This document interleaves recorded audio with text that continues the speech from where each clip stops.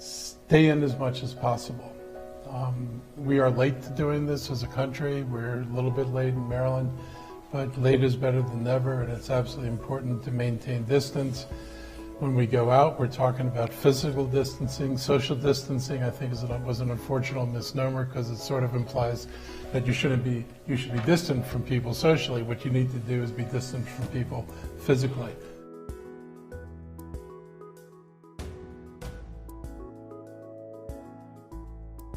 So we encourage people to use Zoom and all the other media for talking to people. This is much better than when I was growing up, when the only thing you had was a phone. Now you can actually talk to each other, have a drink with each other, and do all the things we normally want to do, but you just have to do it over video.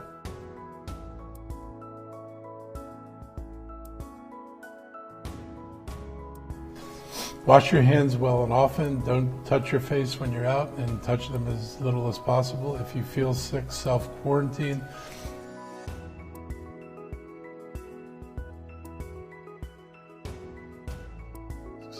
Cloth masks aren't meant to protect you. They are meant to minimize the spray of the virus that potentially comes out of an infected person's mouth. And since we don't know who's infected, anything you can do to minimize what might come from your mouth is a good thing to do.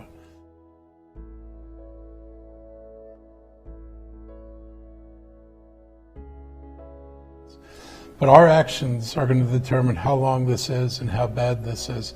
This is one time in your life, and you can be absolutely certain that what you do as a person, what we do as a people, is going to determine the outcome of this virus and the epidemic. If we do things right, we'll be able to minimize a very bad situation. And if we don't do things right, then we only have to look around us and the rest of the world to see what happens when we ignore the warnings and ignore the advice of people who are trying to keep us safe. So I just encourage everybody, do what you can do, make sure you do the things that matter, that we've talked about, that could help keep everybody safe.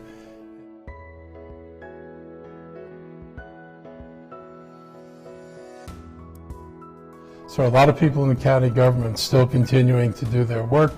We've got people in offices taking applications for food assistance, rental assistance, and any other help we can continue to give people. So the county is up and running to the degree that we can. We've got many, many people at home doing teleworking. We're doing everything we can to minimize the impact of reduction of services on our county residents, and everything we can do to make sure that our workers and you are safe.